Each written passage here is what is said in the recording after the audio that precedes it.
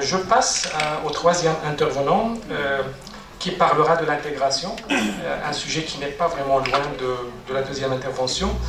Monsieur Nadir Lalilech, Nadir Lalilech. Pourtant, je me suis entraîné, mais ça. Enfin, Nadir Lalilech, il nous vient d'Algérie. Il est professeur habilité à diriger les recherches. Il est directeur du Centre d'enseignement intensif des langues. Il est aussi l'auteur de nombreux articles publiés dans des revues, entre autres Synergie. L'intervention de M. Nadir Lalilech a pour titre « Comprendre l'intégration pour mieux intégrer. L'exemple français de la maîtrise de la langue chez les personnes peu ou non scolarisées dans leur pays d'origine ». Vous avez la parole, monsieur. Je vous remercie, monsieur le président. Bonjour à tous. Avant de commencer, je tiens à remercier les organisateurs de ce colloque international de m'avoir invité. Ma présentation va porter sur l'intégration sociale par la langue des personnes peu ou jamais scolarisées dans leur pays d'origine. Elle s'intitule, pour rappel, comprendre l'intégration pour mieux intégrer, l'exemple français de la maîtrise de la langue chez les personnes peu ou non scolarisées dans leur pays d'origine.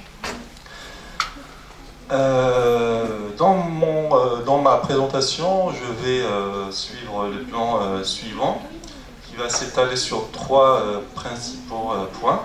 Je commencerai par répondre à cette question. Pourquoi l'exemple français de l'intégration par la langue des personnes peu ou jamais scolarisées?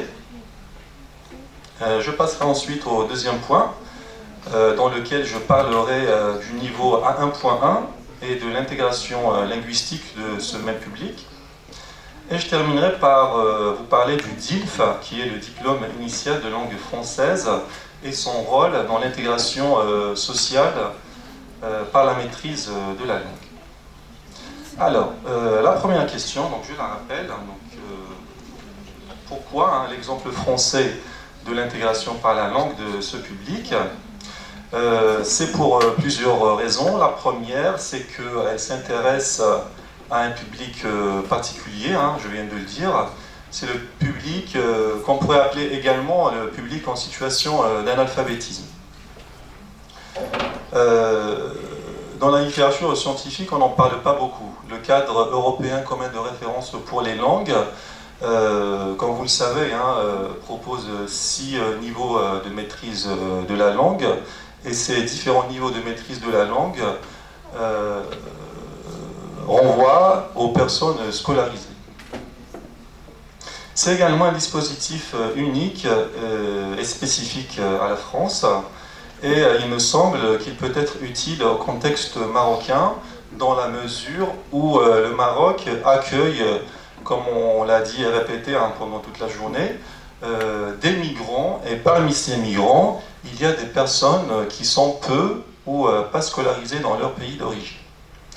Une autre raison qui m'a poussé à partager avec vous ce sujet, c'est mon expérience personnelle de formateur FLE et d'alphabétisation.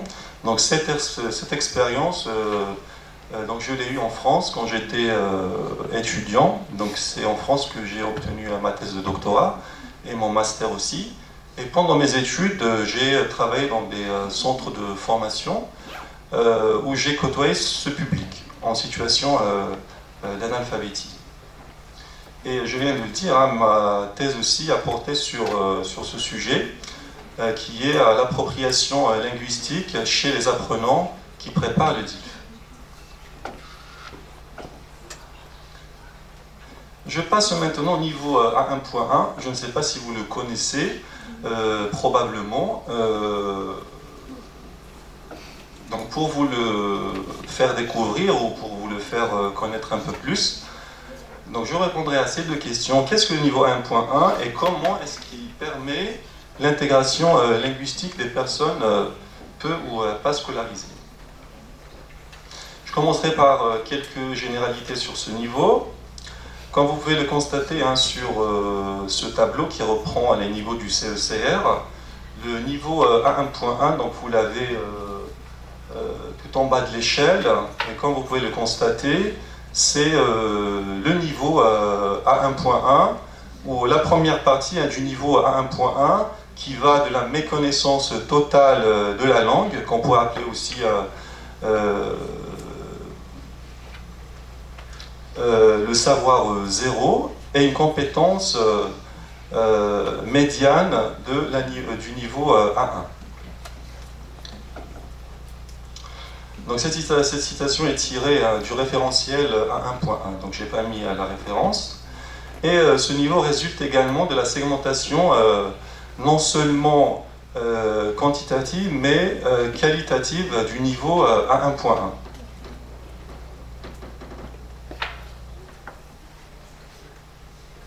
En ce qui concerne le contenu de ce niveau,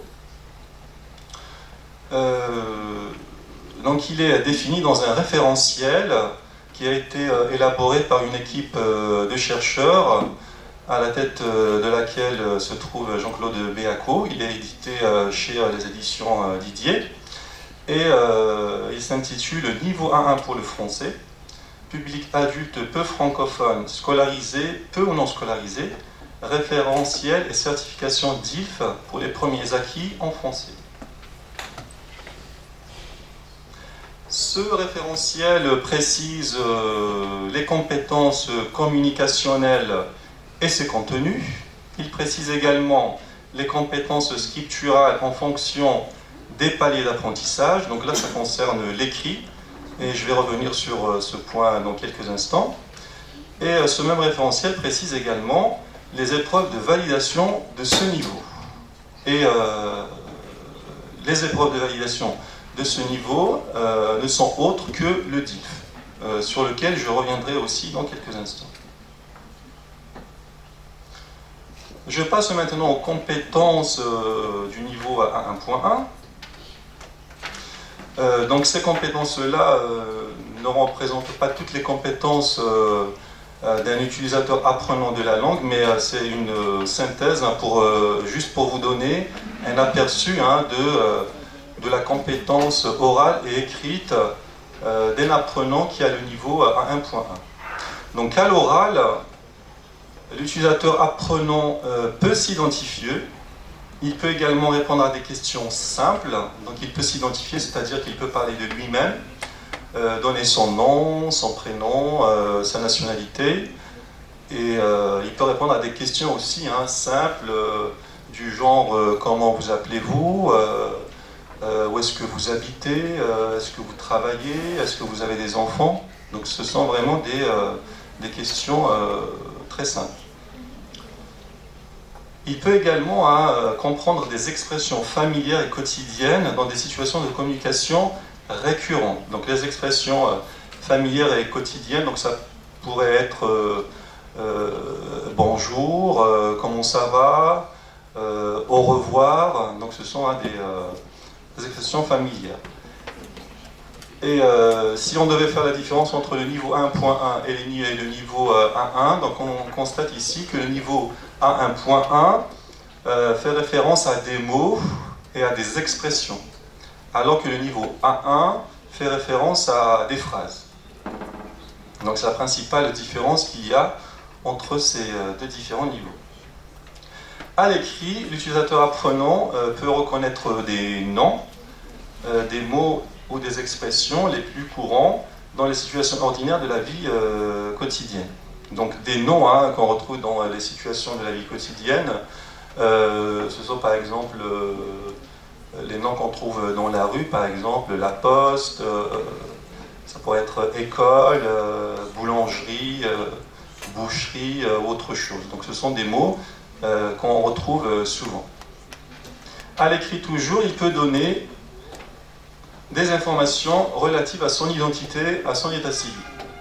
En d'autres termes, pour donner un exemple concret, quelqu'un qui a un niveau A1.1 peut par exemple remplir une fiche ou un formulaire sur lequel il y a les informations minimales qui concernent la personne. Nom, prénom, âge, adresse, situation de famille, nationalité, par exemple.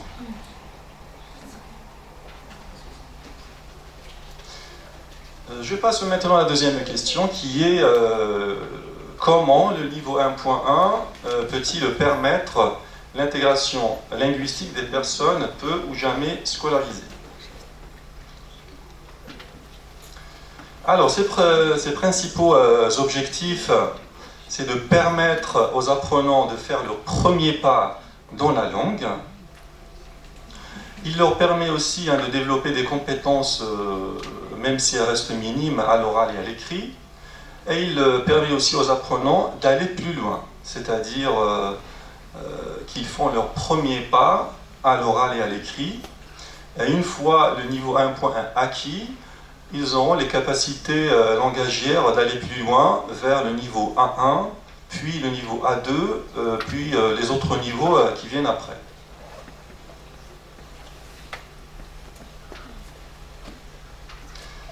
Comment développer les compétences orales et écrites? Donc le niveau 1.1 préconise une démarche actionnelle. Je vous donne quelques exemples de besoins relatifs à des tâches sociales qu'on retrouve toujours dans ce même niveau. Faire des courses, par exemple, se déplacer, se loger, utiliser des services, utiliser les médias, communiquer au travail. Donc ça, ce sont des tâches actionnelles que l'apprenant peut développer et comme vous pouvez le constater, donc ça peut l'aider à, par exemple, effectuer des démarches de la vie quotidienne. Donc ça, bien sûr, ça peut faciliter son intégration dans la société. J'ai surligné la tâche se déplacer, c'est pour la reprendre là tout de suite. Donc la décomposition d'un besoin langagier dont je viens de parler, donc qui est se déplacer. Donc se déplacer pourrait peut-être considéré comme un objectif général, et cet objectif général, comme les autres objectifs, peut être décliné en objectifs intermédiaires, mais aussi en objectifs transversaux. Donc si on prend l'objectif se déplacer, il peut être décomposé en objectifs plus précis, utiliser le transport en commun, qui à son tour pourrait être décomposé en plusieurs autres objectifs, par exemple comprendre les horaires de bus. Et ce dernier objectif peut être décomposé en objectifs transversaux, comprendre un tableau à double entrée, par exemple, et repérer le nom des arrêts dans une liste. Donc tout ça, bien sûr, c'est pour faire travailler les apprenants dans des tâches de la vie quotidienne. Et ces exemples-là, donc je les ai pris du site que je n'ai pas mentionné ici. C'est le site Didac Ressources qui s'intéresse à la didactique en général, mais beaucoup plus aux personnes qui sont peu ou jamais scolarisées.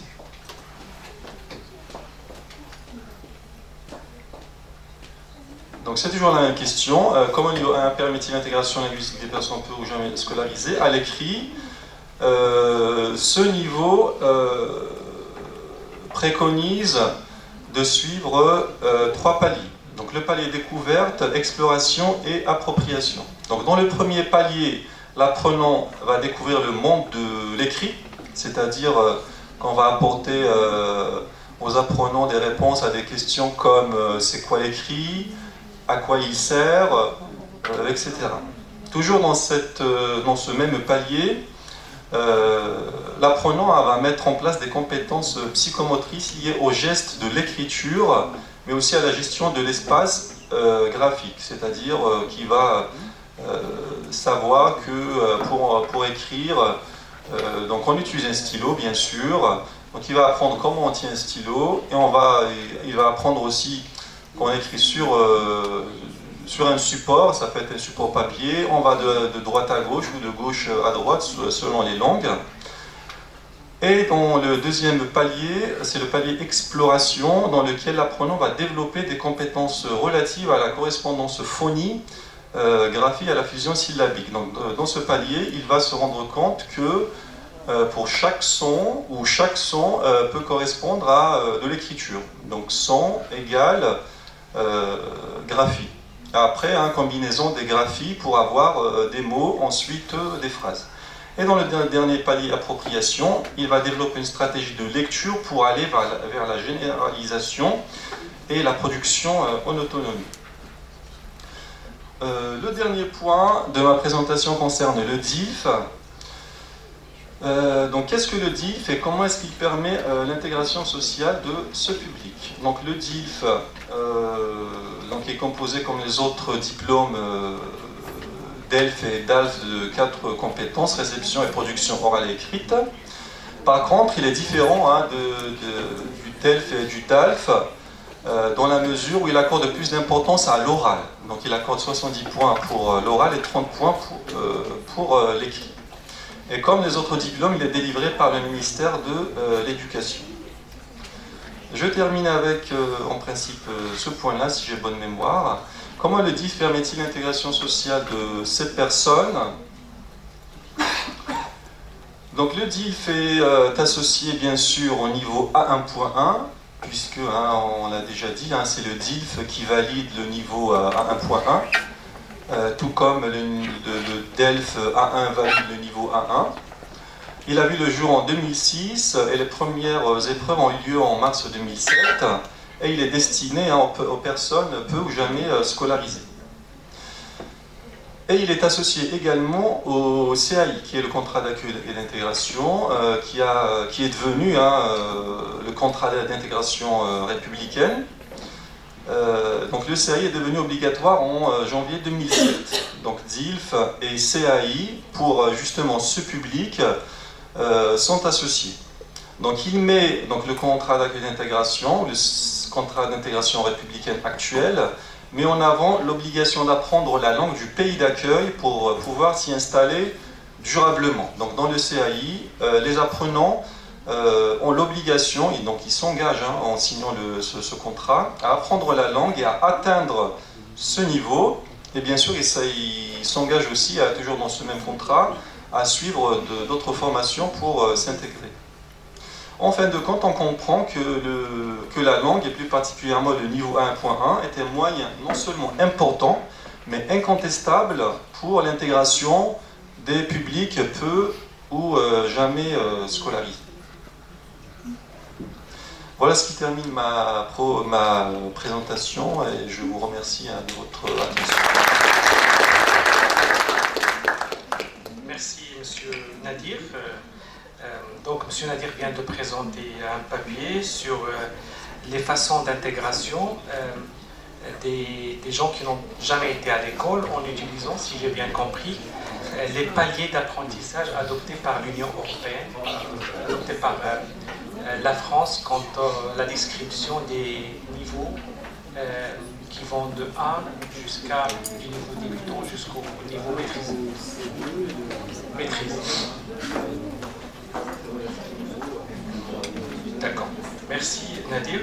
Je passe à mon camarade Monsieur Mehdi Haïdar qui va présenter un papier sur quel référentiel de compétences pour un français d'insertion au Maroc. Monsieur Haïdar exerce à la FSE, il est professeur ici parmi nous. Il s'intéresse au domaine de la sociolinguistique et de la sociodidactique. Il a publié des articles sur la sociolinguistique urbaine et les technolectes. À vous la parole. Merci beaucoup, Monsieur le Président. Bonjour, plutôt bonsoir. Vous inquiétez pas, je vais être très très bref, très concis. Je sais que tout le monde est fatigué. Alors, je vais essayer de synthétiser au maximum ma communication. Aujourd'hui, je suis là pour vous parler, plus ou moins des référentiels de compétences pour un français d'insertion au Maroc. Alors, quand je vous parle de référentiels de compétences, l'objectif n'est pas véritablement de décrire des référentiels de compétences qui sont tout faits, c'est tout le travail qui reste à faire. D'accord.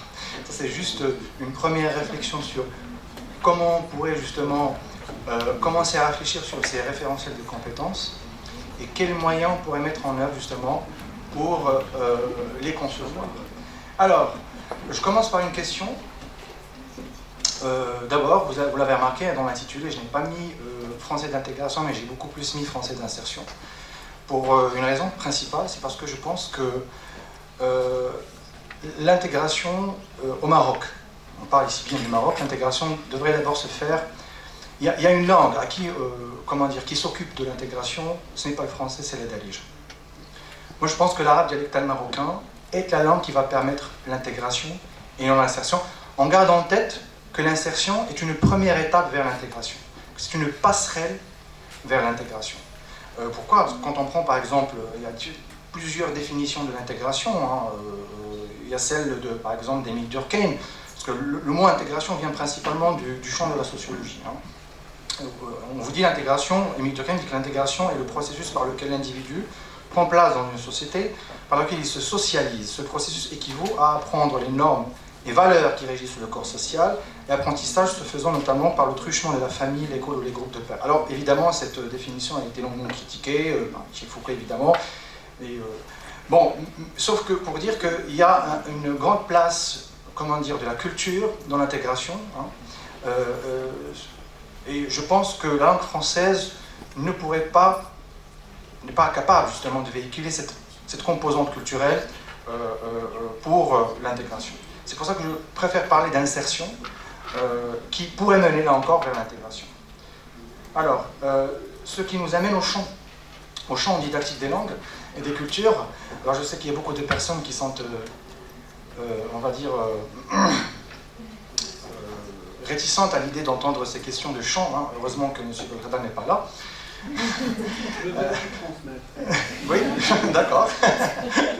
Alors, FLE, FLS, FOS, alors on parle généralement de, en France, de beaucoup plus aujourd'hui du français langue d'intégration avec Hervé Adami et Vichet. Sauf que ici, justement au Maroc, je ne pense pas là encore qu'on va parler de français langue d'intégration. On pourrait beaucoup plus parler de FLE pour les migrants non francophones évidemment, et de FOS. Nous allons voir pourquoi. Alors, pourquoi le français et non l'arabe dialectal marocain? Vous allez me dire, oui, à ce moment-là, nul besoin d'enseigner, le français, on va directement enseigner l'arabe dialectal marocain. Oui, sauf que, quand on revient justement au groupe des migrants au Maroc, vous avez plusieurs regroupements qui sont en fonction des nationalités, en fonction, ethno-linguistique, donc par rapport à la langue qu'ils parlent, les langues autochtones, et puis leur langue de première socialisation, je fais référence à la langue maternelle, et puis au regroupement ethnico-religieux. Je prends l'exemple par exemple de la communauté nigériane, Igbos catholiques et Yoruba musulmans. Et on se pose la question maintenant, où se situe le français dans dans toutes ces sous-communautés ou communautés de migrants au Maroc? Eh bien, je peux vous dire que la langue française est véritablement une langue véhiculaire au sein de ces communautés de migrants. Il y a plusieurs modèles d'analyse pour ce qui est des paysages linguistiques. Le modèle le plus connu est celui de Bourdieu, le modèle bourdieusien du marché linguistique, sauf que ce n'est pas le seul. Il y a plusieurs modèles, notamment celui d'Abraham de Swan, le modèle gravitationnel des langues. Il parle effectivement un système solaire avec des langues qui sont hypercentrales, des langues qui sont supercentrales. Mais au Maroc, vous avez la langue qui est hypercentrale, c'est évidemment l'arabe standard. Je préfère l'appellation d'arabe standard que celle de l'arabe classique, parce que l'arabe classique, je considère que c'est un registre de langue de l'arabe standard. Et vous avez cette langue qui est hypercentrale, et puis autour, vous avez des langues qui sont supercentrales, comme évidemment le français. Alors, dans les communautés de migrants, c'est beaucoup plus le français qui est une langue hypercentrale. Parce que vous avez des communautés par exemple, de migrants qui viennent du Nigeria, par exemple, qui est un pays anglophone, comme vous le savez. Vous avez des communautés de Gambiens, par exemple, qui sont là encore anglophones. Vous avez des lusophones qui sont obligés d'apprendre le français. Pourquoi? D'abord pour communiquer avec d'autres nationalités, notamment les francophones, qui sont majoritaires sur le territoire marocain, d'accord? Et puis évidemment pour communiquer avec les Marocains. Alors, évidemment, en didactique des langues, on se pose toujours la première question. On commence toujours par la première question. Hein, la première question qui est essentielle, qui constitue la base de toute approche didactique, je pense. Hein, quels sont les besoins? Il y a une notion de besoin qui est centrale en didactique des langues, quels sont les besoins en langue française pour les migrants non francophones. Alors, il s'agit pour les migrants, dans un premier temps, je dis bien dans un premier temps, hein, dans un premier temps, de comprendre et de se faire comprendre dans les situations familières de la vie quotidienne, sociale et professionnelle. Alors, vous le comprendrez, hein, donc c'est un peu le même principe dans le, dans le référentiel de compétences pour le français langue d'intégration, un peu, qui a été conçu par l'équipe d'Adami. Oui, et donc effectivement, arriver à se faire comprendre dans les situations familières de la vie quotidienne, sociale et professionnelle. J'insiste sur professionnel parce que le travail est un moyen qui va accélérer l'intégration. Hein? Si le migrant ne travaille pas, s'il n'est pas en contact avec les Marocains, eh bien, s'il n'est pas inséré, déjà, s'il n'est pas inséré, eh bien forcément, l'intégration ne se fera pas ou se fera de manière très lente. Alors, pour répondre à cette question, quels sont les besoins en langue des migrants non francophones, eh bien, il faut revenir à leur pratique sociale de référence. Alors, qu'est-ce que j'entends par pratique sociale de référence, hein? Vous avez ici la définition de Jean-Louis Martinan. Il parle des pratiques sociales de référence correspondent à des activités objectives de transformation d'un donné naturel ou humain, pratique. Elles concernent l'ensemble d'un secteur social et non des rôles individuels. Alors, quand évidemment on parle d'un ensemble, l'ensemble d'un secteur social, on fait allusion, plutôt Jean-Louis Martinon fait allusion peut-être aussi au domaine d'activité. Alors, quelles sont les sphères sociales dans lesquelles évoluent les migrants non francophones?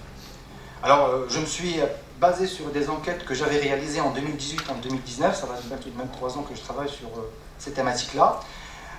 Des séries d'enquêtes réalisées à Kinitra et à Rabat, d'accord? Et ce que j'ai constaté via ces enquêtes, c'est que le plus souvent, les migrants, ils exercent des métiers manuels.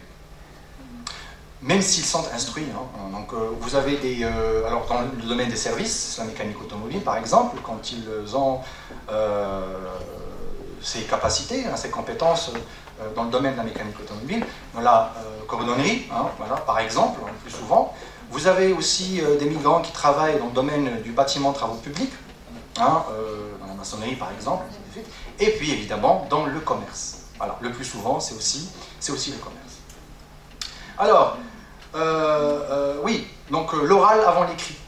Hein, l'oral avant l'écrit. Vous savez, dans une question hein, de programmation urgente, M. Belkhdar en avait parlé ce matin, hein, il y a urgence. Hein, dans cette programmation urgente, on va dire, il faut évidemment favoriser des besoins, des acquis, des compétences, des contenus par rapport à d'autres. Et il me semble que par rapport à ce que j'ai constaté sur le terrain, les migrants n'ont pas vraiment besoin pour le moment, dans un délai rapide, de la compétence à l'écrit, mais beaucoup plus au niveau de l'oral. Alors, les relations transactionnelles de services, les échanges, avec les administrations, avec les services sociaux, dans le domaine de la consommation. Donc ce sont des relations transactionnelles. Les relations, les relations interpersonnelles, donc échanges entre des locuteurs qui interagissent de personne à personne, son rôle prédéfini par la situation. D'accord ? Et donc, on constate que pour établir des référentiels de compétences pour répondre à ces besoins, nous avons principalement besoin d'outils du FLE, du français langue étrangère.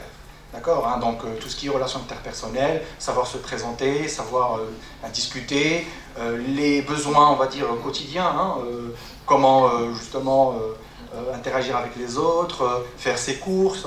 Hein, donc évidemment, il me semble que les outils du FLE permettent d'enseigner ces aspects-là. Alors maintenant, ce qui est encore plus compliqué, c'est quand on passe au domaine professionnel. Et dans le domaine professionnel, vous avez chaque domaine qui a ses spécificités, qui a sa terminologie, qui a ses pratiques sociales. Là on tombe dans les pratiques sociales de référence. Dans les pratiques sociales de référence, c'est par exemple, compétences procédurales, c'est des aspects bien définis, et donc c'est beaucoup plus compliqué à concevoir. C'est beaucoup plus précis, c'est beaucoup plus spécifique, c'est beaucoup plus particulier. Et donc c'est à ce moment-là, où il faudrait réfléchir à des référentiels de compétences par domaine d'activité, en fonction de ce que font les migrants sur le terrain et leurs besoins immédiats et urgents. Alors, qui dit domaine, dit évidemment français sur objectif spécifique. Dit français sur objectif spécifique, évidemment, il y a un travail qui doit se faire. Vous connaissez tous les 4 étapes, les 4 étapes du FOSS, donc la demande, l'analyse de la situation, et ainsi de suite. Et à ce moment-là, c'est tout un travail de collecte de données qui doit être fait sur le terrain, notamment par rapport au technolect. Par rapport au technolect, alors M. Ali Ouesso en a parlé ce matin, le technolect savant et le technolect ordinaire. Et étant donné qu'on est dans des métiers manuels, ça va être principalement un technolect ordinaire. Et c'est là où effectivement est intéressant de parler du plurilinguisme. Parce que quand on revient au technolect des métiers manuels, ben c'est intelligent. D'accord, le plus souvent c'est intelligent, ou plutôt un emprunt qui vient du français, mais qui est aujourd'hui, qui a subi un certain nombre de transformations au niveau morphologique, parfois même sémantique, et à ce moment-là, considéré comme étant un lexique faisant partie de la langue belge. Voilà, donc, et ça pourrait être évidemment un tremplin vers une mise en place de référentiels de compétences pour des personnes qui pourraient exercer des métiers, non pas manuels, mais intellectuels. Merci beaucoup. Merci Mehdi pour cette présentation. Donc, M. Haïdou vient de nous parler de comment adapter l'enseignement et l'intégration des migrants en concevant des objectifs spécifiques. Donc, il propose, si j'ai bien compris, le français comme moyen de parler aux migrants et à partir de là concevoir des contenus spécifiques, chacun dans son domaine. Merci beaucoup, cher ami. Donc maintenant je passe au public, donc, et j'accepte toutes les questions. Oui.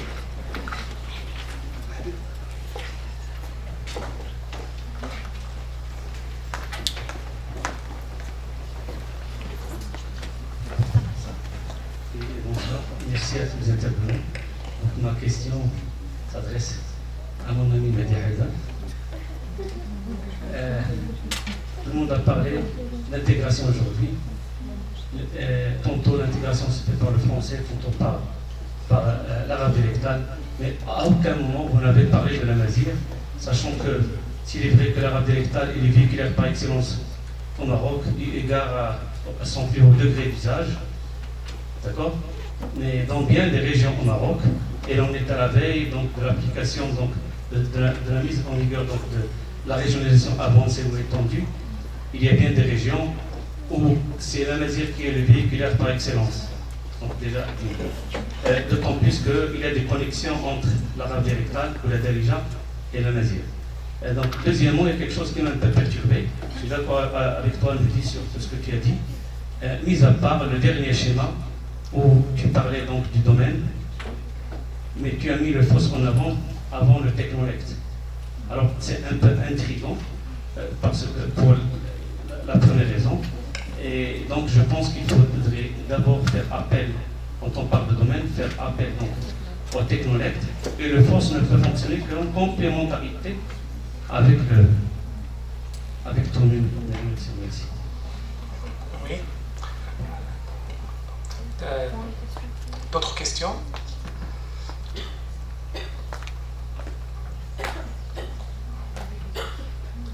Allez-y, n'hésitez pas. Donc, je prends encore une autre question, une deuxième question.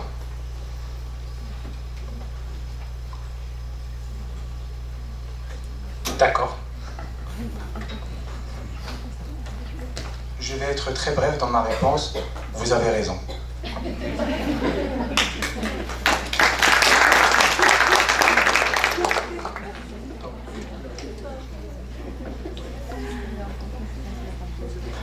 Donc, vous n'avez pas de questions, j'imagine. Sinon, donc, je remercie tous les intervenants et je déclare la séance levée. Merci.